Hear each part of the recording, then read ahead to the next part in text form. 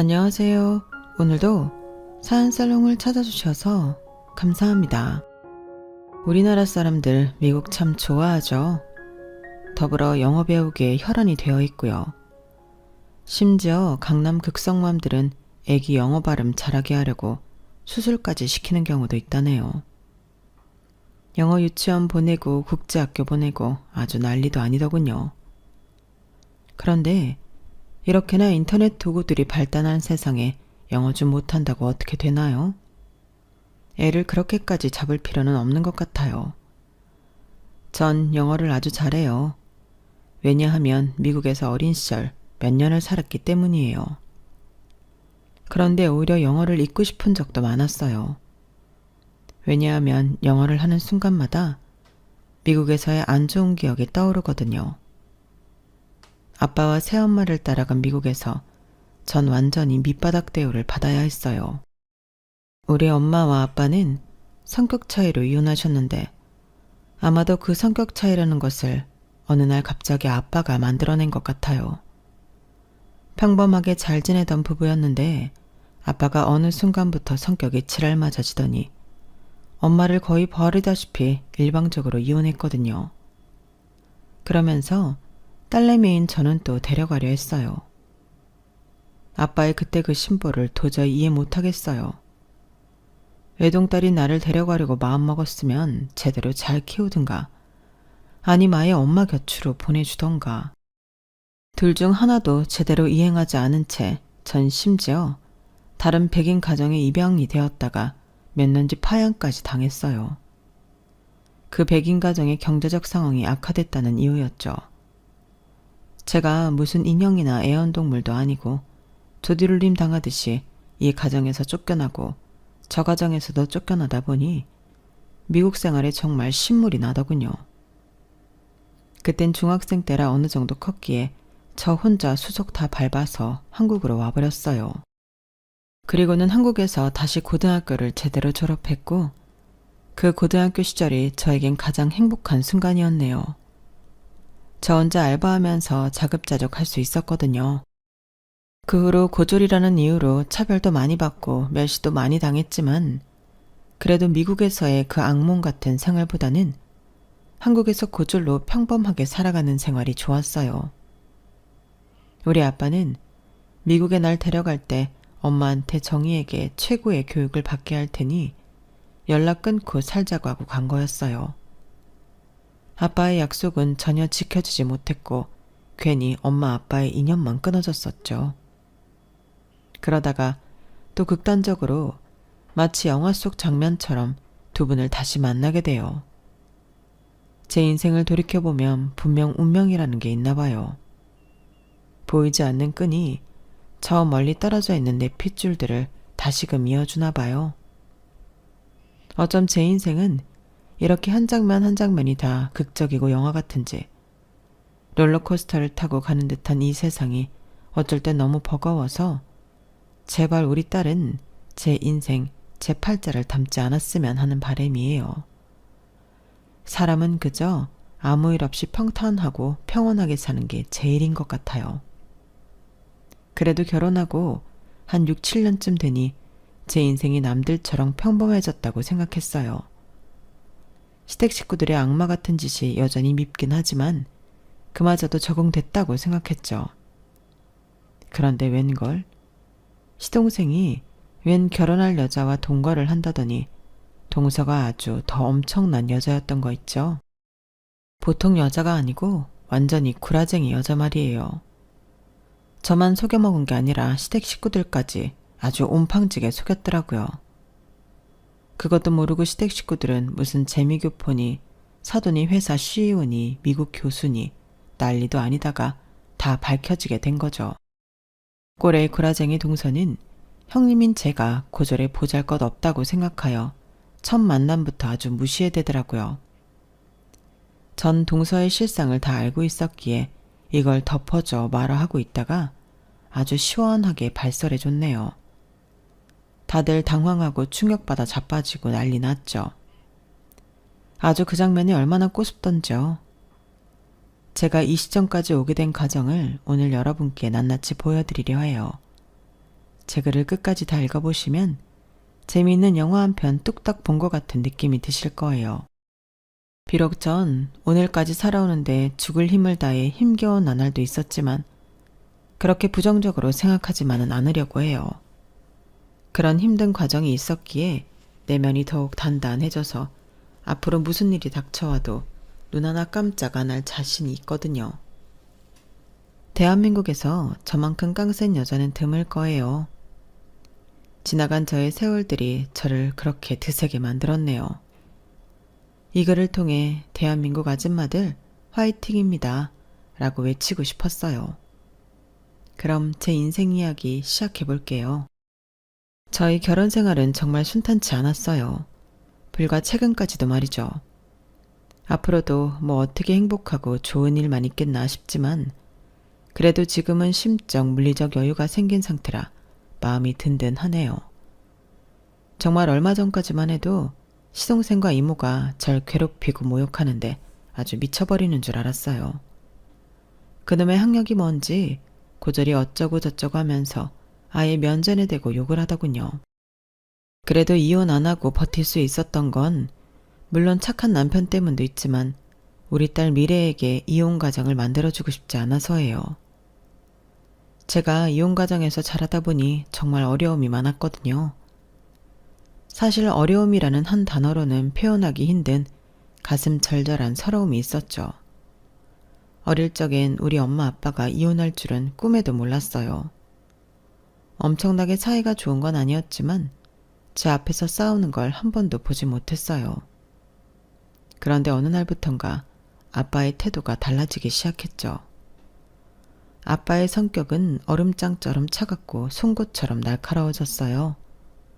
그 화살 끝은 엄마를 향해 있었죠. 아빠가 원하는 바가 있었던 것 같아요. 그건 바로 이혼이었어요. 전화 상담원이었던 엄마는 다소 불안정한 직업이었지만 그래도 직장은 있었기에 이혼하고도 외동딸인 절 데리고 살 수 있다고 판단했던 것 같아요. 그래서 아빠의 끈질긴 이혼 요구에 두 손 두 발 다 들고 알았다고 하더군요. 그래 정희 아빠, 당신이 그렇게 이혼하고 싶다면 좋아. 나도 나한테서 마음 떠난 남자 안 잡어. 내가 우리 정희 먹여 살릴 수 있어. 양육비만 꼬박꼬박 쳐. 당신이 원하는 대로 도장 찍읍시다 당장. 그런데 아빠가 원하는 바는 달랐어요. 누구 맘대로 정희를 데려가겠다는 거야. 나 이혼하면 미국에서 살 거야. 내가 우리 정희 최고로 교육받으며 살게 해줄 테니 당신이야말로 정희랑 연락 끊고 양육비 한 푼 받을 생각 마. 엄마는 아빠의 제안에 충격을 받았어요.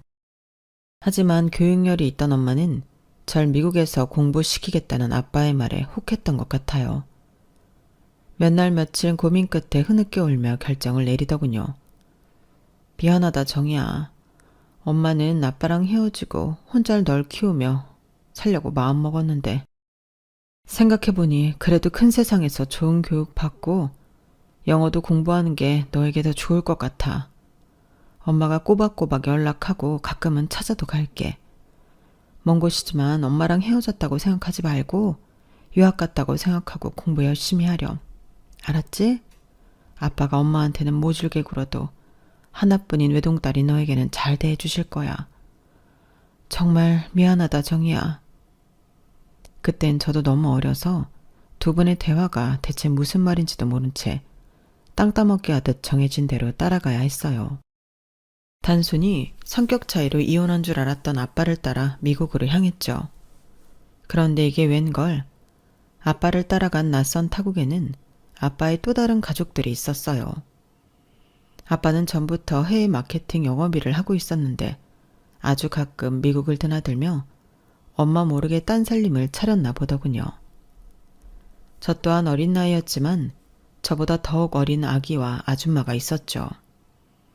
아빠는 그 아줌마 보고 새엄마라 부르라고 시켰어요. 그리고 그 아이의 이름은 헤일리라고 했어요. 심지어 내 동생이라고 하더라고요. 초등학생임에도 뭔가 이상하게 돌아간다는 걸 감지할 수 있었어요. 더불어 한국에 있는 우리 엄마가 아빠에게 완전히 속아 넘어갔구나 라는 생각도 했어요. 미국식 화장을 하고는 표독스러운 얼굴로 절 노려보던 새엄마는 공항에서부터 구박해대기 시작했어요. 네가 김정이냐? 네가 우리 헤일리보다 나이가 많긴 하지만 엄연히 우리 딸은 헤일리뿐이다. 어디까지나 넌 곁다리일 뿐이니 아영 떨거나 어리광 부릴 생각은 추워도 하지 말아라. 지금 생각해보면 모든 퍼즐이 다 맞춰져요. 아빠는 이혼하면서 외동딸인 절 떠나보낼 수 없어서 미국으로 데려간 것이 아니라 단순히 엄마에게 양육비를 주기 싫었고 미국 생활에서 꾸준히 일할 사람이 필요했던 거였어요. 마치 식모처럼 말이죠. 아빠는 저와 있을 땐 다정하게 대해줬지만 새엄마와 있을 땐 무조건 새엄마 편이었어요. 전 물리적인 폭력을 당하진 않았지만 심적으로 점점 무너져갔어요. 맨날 미국 집에서 엄마에게 보내달라고 소리쳤어요. 난 이 집안 딸도 아니에요. 이 집안에선 오직 헤일리만 딸 취급받잖아요. 이럴 거면 한국에 있는 엄마에게 보내주세요. 내가 여기 있을 필요가 없잖아요. 그럴 때마다 아빠는 애써 상황을 외면하며 나가버렸고 새엄마에게 악역을 맡겼어요. 야, 여지껏 먹여주고 재워주고 하는 게 어디야? 넌 내가 낳은 딸도 아니잖아. 그렇게 한국에 가고 싶으면 마음대로 해. 안 말려. 제가 몇 살만 나이를 더 먹었어도 알바라도 해서 한국에 들어가 저 혼자라도 살았을 거예요. 아마도 엄마에게 온 연락을 아빠와 새엄마가 합심해서 차단했는지 엄마와 연락이 끊긴 지도 오래됐었거든요. 그래도 몇 년이 지나자 영어도 배우고 학교에도 적응하며 그럭저럭 지낼 수 있게 되었어요. 여전히 다른 가족들은 그들만 행복하게 지내며 절 가족 취급해주지 않았지만요. 겨우 적응을 끊는 지 얼마 되지도 않아 아빠와 새엄마는 갑자기 남미 쪽으로 이주하여 사업을 벌이겠다고 하더군요. 전 이 모든 게 너무 혼란스러웠어요. 아빠와 새엄마에게 눈물로 호소했어요. 그냥 여기서 계속 살면 안 돼요? 아니면 한국으로 들어가서 사업하면 안 되냐고요. 왜 또 갑자기 다른 나라로 이민을 가겠다는 거예요? 미국에서 적응하는 것도 얼마나 힘들었는지 아세요? 또 거기서 어떻게 언어를 배우고 학교 적응을 하라고요. 내 생각은 전혀 해주지도 않는 거예요? 난 아빠 딸 아니냐고요. 아빠는 제게 미안하다고 했지만 한번 생각한 건 끝까지 실행에 옮겨야 직성이 풀리는 아빠는 예전부터 생각해온 사업을 꼭 남미에 가서 하고 싶어 했어요. 곁에서 지켜보던 새엄마는 음흉한 미소를 지으며 제게 한 가지 제안을 하더군요. 그래 정이야, 너 이리 좀 앉아보렴. 이 새엄마가 우리 정이 생각을 많이 해봤는데 말이야. 너 앞집 백인부부 알지? 아기를 못 낳아서 늘 널 보면 너무 예뻐했잖니? 그 부부네 집에서 살면서 미국 생활을 계속하면 어떻겠니? 학교도 계속 다니고 말이야. 네 학비며 생활비는 우리가 남미에서 사업해서 보내줄 테니 아예 그 집 부부에게 입양되어서 수양딸로 살면 어떨까 싶다. 입양? 그런 건 엄마 아빠 없는 고아에게나 해당되는 말인 줄 알았어요. 제가 결정을 못 내리고 머뭇거리는 사이 저희 입양 절차는 일사천리로 진행이 되었어요. 제가 여느 때와 다름없이 학교에 다녀왔더니 쪽지 한 장 덜렁 남겨져 있고 모두들 남미로 이민을 가버렸죠. 진짜 황당하기 그지없었어요. 절 입양한 백인 부부는 맨 처음엔 잘해줬어요. 이웃 주민으로 몇 년간 잘 지낸 사람들이었으니까요. 그런데 몇 개월이 지나지 않아 제게 영어로 마구 소리치기 시작했어요. 너희 부모한테서 약속했던 금액이 입금되지 않고 있다면서 말이죠. 그리고 미국은 해고가 우리나라보다 자유로운 나라라서 그런지 절 입양한 아저씨가 회사에서 해고를 당했고 그 집 경제도 박살나기 시작했어요. 결국 1년이 지나고 절 다시 파양하게 이르렀죠. 이제 전 미국 길거리에 덩그러니 남겨졌어요. 남미로 이민 간 아빠네 가족들과도 전혀 연락이 닿지 않았죠. 하지만 그땐 더 이상 어린 나이가 아니었기에 제 앞가림을 할 수 있었어요. 곧바로 한국행을 결심했어요. 그동안 알바 등을 해서 모은 돈으로 비행기표를 사고 한국으로 들어왔어요.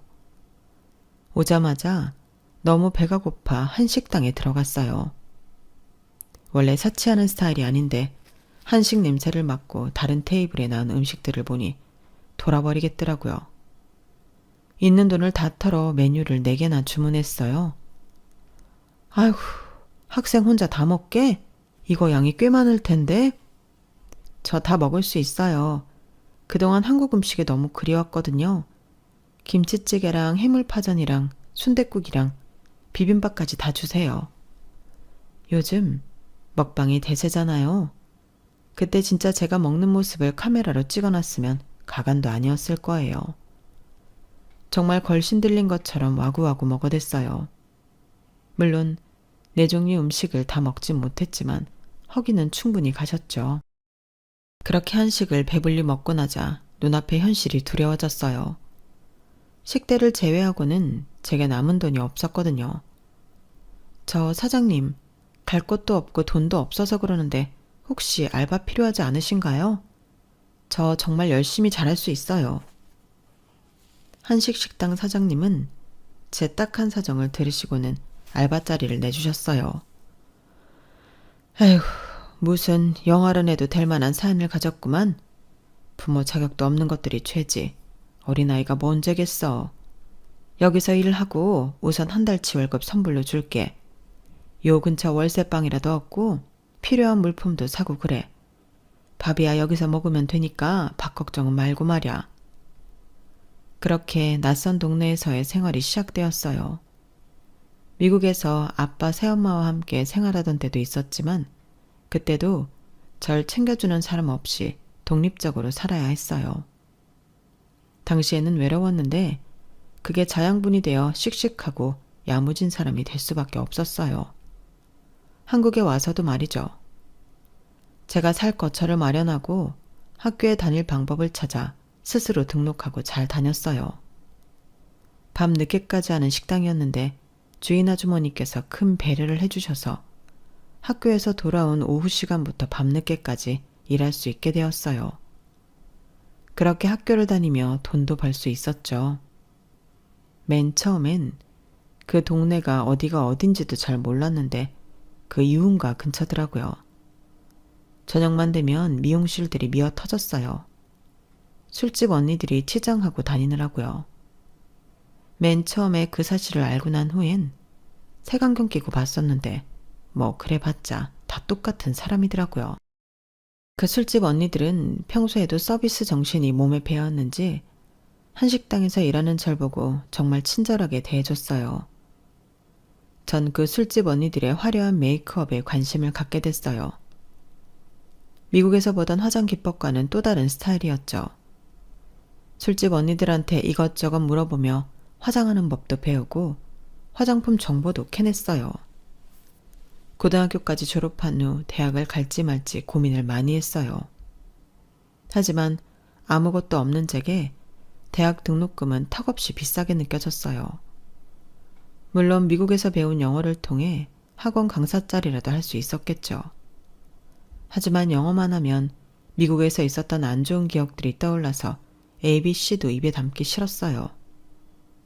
대신 평소에 좋아하던 메이크업 아티스트가 되기 위해 학원도 다니며 열심히 노력했어요.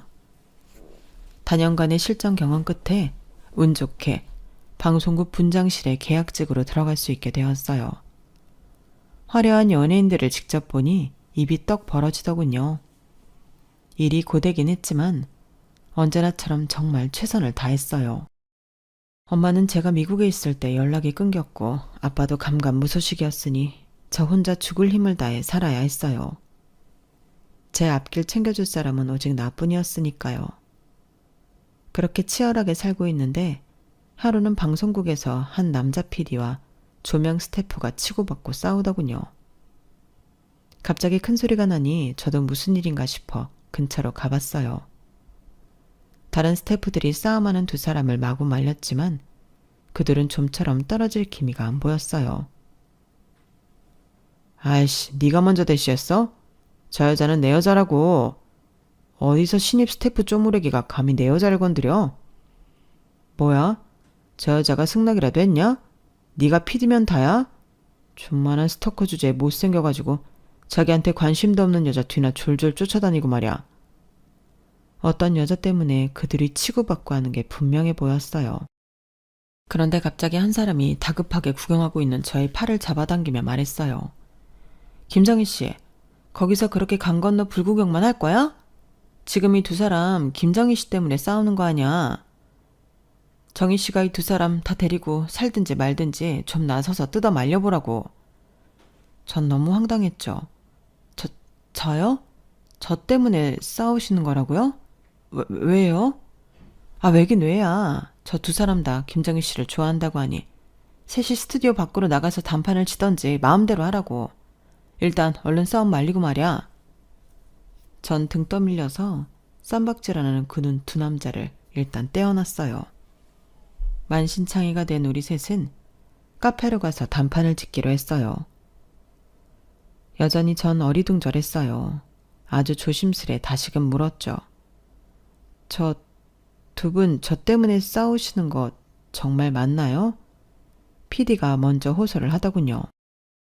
그래요. 정희 씨한테 내가 고백하려 했는데 저 조명 스태프가 자기가 먼저 고백하겠다며 검은 속내를 드러내잖아요. 참 내 어이가 없어서 말이지. 야, 너 조명 닦아리. 넌 뒤졌어. 너 내일부터 방송국 나올 생각은 절대 하지도 마. 당장 잘라버릴 거야. 에이씨. PD는 자기 분에 못 이겨 카페를 박차고 나갔어요. 날 진짜 좋아하긴 했는지 그 후로도 계속 연락이 오긴 했지만 받아줄 수 없었어요. 왜냐하면 남아있던 조명 스태프 서문철이란 남자가 진짜 방송국에서 잘리고 말았거든요. 더욱 황당한 건 PD의 프로포즈를 안 받아주자 저까지 잘라버린 거예요. 다 그 PD의 짓이었죠. 미안해요, 문철씨. 근데 그 PD가 저까지 잘라버렸네요. 졸지에 우리 둘 다 백수가 돼버렸네요. 제가 죄송하죠, 정희씨. 이왕 이렇게 된 김에 우리 정식 연인이 되면 어떨까요? 정희씨 처음 본 순간부터 고백하고 싶었는데 너무 늦어버리긴 했네요. 낙동강 오리알이 된 우리 둘은 얼마 지나지 않아 정말 사귀게 되었어요. 생전 처음 연애라는 걸 해봤는데 연애가 이렇게 재미난 건 줄은 꿈에도 몰랐죠. 그래도 먹고는 살아야 했으니 각자 다시 취업하기 위해 열심히 노력도 했어요. 그 결과 전 웨딩 메이크업 쪽으로 일하게 됐고 남친은 꽤 큰 스튜디오에서 일할 수 있게 되었어요. 전 신부 화장을 위해 그날도 최대한 단정하게 입고 바쁘게 일터로 향하고 있었어요. 그런데 웬 거지한 사람이 제 이름을 부르더군요. 정희야. 너 정희 맞지? 내 딸 정희야. 절 부른 사람의 얼굴을 쳐다보니 완전히 샌 노랗더군요. 그 거지는 바로 우리 아빠였어요. 아빠, 이게 무슨 꼴이에요? 얼굴이며 손이며 왜 이렇게 다 누렇고 완전 거지가 다 됐네? 이게 다 뭐야? 날 버리고 남미로 갈 땐 언제고 왜 한국에 있는 거예요? 새엄마와 함께 날 백인 가정에 입양시켜버리고 떠난 아빠가 원망스러워서 평생 잊고 살리라 다짐했건만 막상 얼굴을 마주하니 눈물이 나더군요. 게다가 아빠의 얼굴이며 옷차림은 정말 상거지가 따로 없었어요. 아빠는 다 죽어가고 있다. 아마도 간이 안 좋아서 이렇게 황달이 왔나 봐.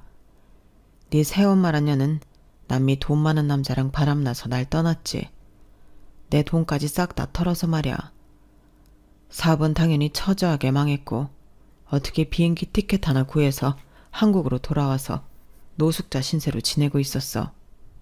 이렇게 죽겠구나 싶었는데 우리 딸을 만나다니. 정희야, 아빠가 다 미안하다. 이렇게 죽기 전에 너에게 용서를 빌 수 있어서 그나마 다행이야. 아빠는 천벌을 받은 게야. 개미보다 목탄 못씀. 그때 당시 전 방 한 개에 조그마한 부엌 하나 딸린 17평 아파트에 월세로 살고 있었어요. 아빠를 당장 제가 살고 있던 아파트로 모시고 갔어요. 날 버릴 때의 그 원망은 일단 접어두고 아빠를 살리고 봐야겠다는 생각이 먼저 들더군요. 그래도 어렸을 때는 잘해줬던 아빠였으니 그 기억만 갖고 그렇게 극진히 모셨던 것 같아요. 직장에 휴가를 내고 일단 아빠를 병원으로 모시고 갔어요. 아빠는 간경화가 너무 심하게 와서 간이식을 받지 않으면 정말 오래는 못 산다고 하더군요. 혹시 제가 간이식을 할 수 있을지 적합성 검사를 해봤어요. 결과는 아빠의 피를 물려받은 딸이어서 그런지 가능하다고 하더군요. 아빠에게 말했죠. 아빠, 내가 아빠 살릴 수 있을 것 같아. 얼른 간이식 수술 날짜 잡읍시다. 아니다, 정이야. 우리 딸을 제대로 키우지도 못한 못난 애비한테 소중한 우리 딸의 간을 받다니. 그러면 난 진짜 사람도 아니다. 곱디고 온 너에게 무슨 일이라도 생기면 어쩌니. 수술이 보통 일이 아닌 것을. 됐다. 그렇게 마음 써주는 것만으로 아빠는 너무 감사하다. 아빠는 한사코 사양했어요. 전 남친까지 데려와서 아빠를 설득했지만 아빠는 좀처럼 내 말을 듣지 않았어요. 그렇게 아빠는 한 달 만에 세상을 뜨고 말았죠. 한 달을 병원에 입원해 있다가 가셨어요. 한 달간은 신부 화장일까지 멈추고 아빠 곁을 지켰어요. 생명의 불이 꺼지고 있는 아빠를 붙잡고 그래도 그동안 있었던 일을 이야기하며 행복했어요. 난 부모에게 버림받고 이 세상에 홀로 선 사람인 줄만 알았는데 유일하게 아빠가 내 가족으로 내 곁에 있으니 꿈만 같았어요. 원망도 정말 많이 했던 아빠였지만 내가 간이식을 해드려서 꼭 살리고 싶었죠. 제 뜻대로 되진 않았지만 아빠와 화해를 하고 보내드릴 수 있어서 그나마 좋았어요. 그렇게 믿기지 않는 한 달을 보내고 전 다시 일터로 복귀했어요. 물론 한 달간이나 공백 상태였기에 다니던 웨딩 메이크업 업체에서는 잘렸고 다른 업체에서 일하게 되었어요. 저도 20대 후반을 향해 가고 남친도 30이 넘어가자 자연스레 결혼 이야기가 나왔어요. 전 가족이 없으니 남친네 가족만 우리 결혼을 오케이 하면 통과하는 거였죠. 남친은 큰아들이었고 그 아래로 남동생이 하나 있었는데 대기업 다닌다면서 남친 엄마의 자랑이라고 하더군요. 남친 엄마는 젊어서 홀로 되어 이 일 저 일 전전하며 알바만 하고 계셨고요. 설명만 들었을 때는 다들 괜찮은 사람들인 줄 알았어요. 그러다 남친 집에 가서 직접 만나보니 착한 남친과는 전혀 딴판이었어요. 살면서 그런 모욕은 처음 겪었죠. 김장인지 뭔지 난 모르겠고 너 애미애비도 없고 고등학교도 혼자 겨우 졸업했다며? 에휴, 개나 소나 대학 가는 요즘 세상에 겨우 고졸이니 신부들 화장에 분칠이나 해주러 다니는구나? 말이 좋아 웨딩 메이크업이지 그냥 계약직 분장사지 뭐. 옛말에 얼굴에 분칠하고 다니는 여자는 조심하라 했건만 우리 큰아들이 네 반반한 얼굴에 코가 깨어도 단단히 꿰인 게 틀림없구나? 야, 지금 길거리 나가서 다른 남자나 꼬셔라. 귀한 내 큰아들 줄 수 없으니까 말이야. 옆에서 저를 향해 눈을 흘기던 남친 남동생도 한마디 덧붙이더군요. 아우 형, 내가 우리 회사 여자 후배들 소개팅이라도 시켜줄게. 메이크업 가방 들고 이리 뛰고 저리 뛰고 하는 저 여자보다 회사 책상 앞에 차분히 앉아서 일하는 여자들이 100배 나을 거야. 전 속에서 분노가 치밀어 올랐어요. 남친 엄마와 그 남동생을 향해 소리 질렀죠. 그만. 지금 처음 만나는 사람한테 이렇게까지 먹을 줘도 되는 겁니까? 내가 뭐 돈 훔쳐서 생활하는 도둑놈이라도 된답니까? 열심히 돈 벌어서 정직하게 사는 사람입니다. 내가 우리 엄마 아빠랑 헤어지고 싶어서 헤어졌을까요? 그게 왜 내 탓이 되는 거죠? 얼마나 잘나셨는지 모르겠지만 보아하니 이 집도 그리 좋은 집, 비싼 집은 아닌 것 같은데 사람 무시하지 마세요. 왠지 큰 싸움이 날 것 같으니까 남친이 절 데리고 황급히 나갔어요. 그렇게 남친 집에 제대로 들어가 보지도 못하고 문 앞에서 첫인사가 끝나고 말았네요. 그렇게 안 좋은 첫인상들을 받았는데 왜 그 집 며느리로 들어가게 됐냐고요? 그 사건 이후에도 남친과는 헤어지지 않고 계속 만나다가 혼자 임신을 하게 됐거든요. 저도 참 어리석죠. 하지만 이미 생긴 새 생명을 지을 순 없었어요. 저도 물론 남친의 가족들을 다시 보고 싶진 않았어요. 하지만 아무 가족도 없는 저를 물심양면으로 챙겨주는 남친과 헤어지기 힘들었고 소중한 아이까지 생겼으니 어쩔 수 없었죠. 그래서 이왕 이 집 며느리가 될 바에는 잘 지내보자 해서 예비 시모와 시동생들을 다시 만날 때는 최대한 제가 굽히고 들어갔어요. 예비 시모와 시동생도 제가 임신한 사실을 알고 있었죠. 기어코 애까지 임신해와서 결혼하려 드는구나? 아, 어쩔 수 없지. 일단 우리 집에서 제일 가까운 곳에 투룸 빌라라도 하나 얻어서 살 거라. 돈은 네 돈으로 하고 말이야. 분장사로 일하면서 돈 좀 모았다며? 혼수물품도 네 돈으로 다 채워놓고 중요한 건 시댁 인테리어도 좀 알아봐라. 아무리 친정이 없어도 할 건 해야지 않겠니? 아참, 제일 중요한 건 나 고절며느리 드린다는 거 동네방네 떠들고 싶진 않다. 저도 화려한 결혼식은 원치 않았기에 그냥 오케이 하고 남편과 혼인신고만 하고 살았어요. 그 후로도 시모는 정말 많은 걸 요구했어요. 시모가 원하는 걸 웬만큼 채워넣으려다 보니 제가 가진 돈으로 모자라서 남편이 지금까지 모아놓은 돈에 대출까지 받아서 다 장만했어요. 코딱지만한 시댁집 인테리어 하는데 1억이 들어갔으니 얼마나 시모 요구가 과했는지 짐작하시겠죠. 정작 우리 신혼 월세집은 전혀 인테리어가 안 된 집을 얻을 수밖에 없었어요. 거기가 가장 쌌거든요. 몸매 얘기를 하고 싶진 않지만 시모는 식탐도 강했어요. 거의 100kg에 육박했죠. 그런데 우리 신혼집 비밀번호를 알아내서 제가 일하러 나간 날에는 꼭 도둑놈 마냥 들어와서 옷들을 가져가더라고요. 그래놓고는 100kg 몸매에 제 옷을 우겨 넣으니 다 찢어놓고 난리도 아니었어요. 심지어 구두굽을 반으로 쪼개놨더군요. 제가 뭐라고 탓하면 시모는 적반하장으로 더 화를 냈어요. 야, 너 지금 이 CM이 뚱뚱하다고 놀리는 거야? 무시하는 거야? 넌 뭐 평생 안 늙고 살도 안 찔 것 같아? 시모는 맨날 아이스크림에 사탕에 애처럼 간식을 달고 살았어요. 전 만사까지 일을 하다가 아기 낳을 때가 되어 3개월 정도만 쉬겠다고 업체에 이야기를 해놓았어요. 우리 딸 미래를 순산하고 열흘 정도 지나자 시모가 그러더군요. 야, 너 나가서 일해라. 요즘같이 물가 비싼 세상에 애 낳는 게 뭐 대단한 일이라고 자빠져 있냐? 내가 애 봐줄 테니 일자리 다시 알아봐. 애 낳고 딱 열흘 됐는데 저런 말을 하니 어이가 없었어요. 어머님, 회사에서도 3개월 쉬고 다시 나와서 일하라고 했어요. 다른 회사들은 1년, 2년씩 육아휴직 주는 곳도 있다는데 전 3개월도 못 쉬고 다시 돈 벌라고요? 그렇게 못해요. 여자의 적은 여자라더니 어머님도 애 낳아보셨으면서 그런 말씀을 하세요. 저 출산한 지 이제 겨우 10일 됐다고요. 하지만 시모는 그 후로도 계속 집요하게 돈 벌러 나가라고 성화였어요. 그 목적은 딱 하나, 애 맡기고 육아수당을 달라는 거였죠.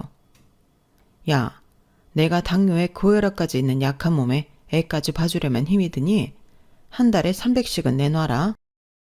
아이를 어린이집에 맡기면서 앞뒤로 1~2시간씩만 봐주는 거였기에 시모가 원하는 돈을 다 주진 않았어요. 딱 절반만 드렸죠. 핏덩이를 어린이집과 미덥지 못한 시모한테 맡기려니 늘 불안했어요. 그러면서도 그놈의 돈이 뭔지 계속해서 일거리를 찾아 헤맸어요.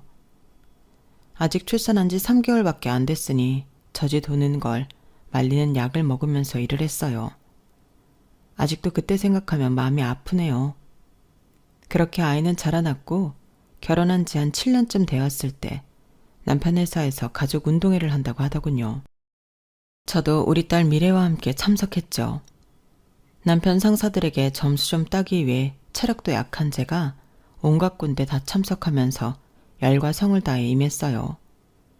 청팀 100팀으로 나눠서 했는데 다행히 우리 팀인 청팀이 이겼고 전 열심히 한 대가로 VIP 상까지 단상에 올라가 받게 되었네요.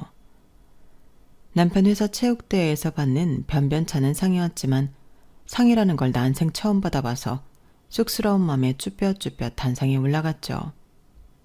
그 회사 대표님의 와이프분께서 상을 주시더군요. 그런데 그분과 눈이 마주치는 순간 깜짝 놀라고 말았어요. 서로 얼음이 돼버렸죠. 정희 맞지? 김정희 씨 맞죠? 내 딸 정희 맞는 거지? 바로 우리 엄마였어요. 세월이 엄청나게 흘렀지만 어렸을 때 보던 그 모습에 머리만 희끗한 정도였기에 금방 알아볼 수 있었죠. 엄마, 나 정희 맞아요.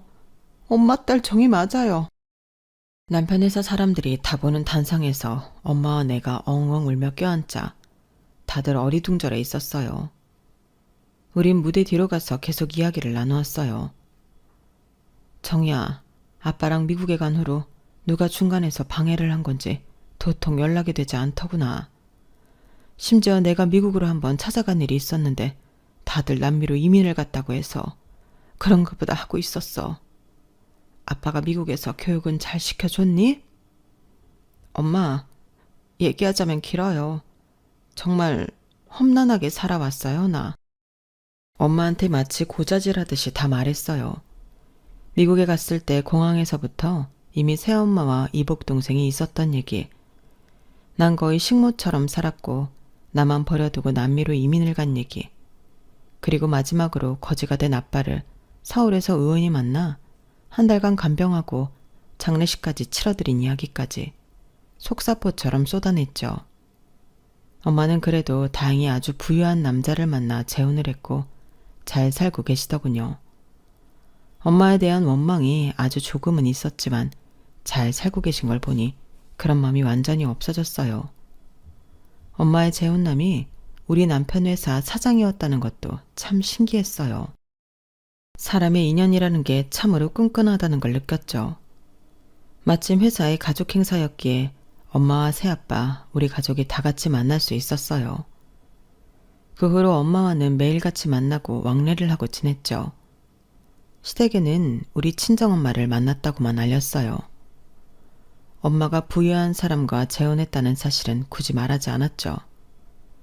친정엄마는 사돈을 뵙고 싶어 했지만 시모는 야멸차게 거절했어요.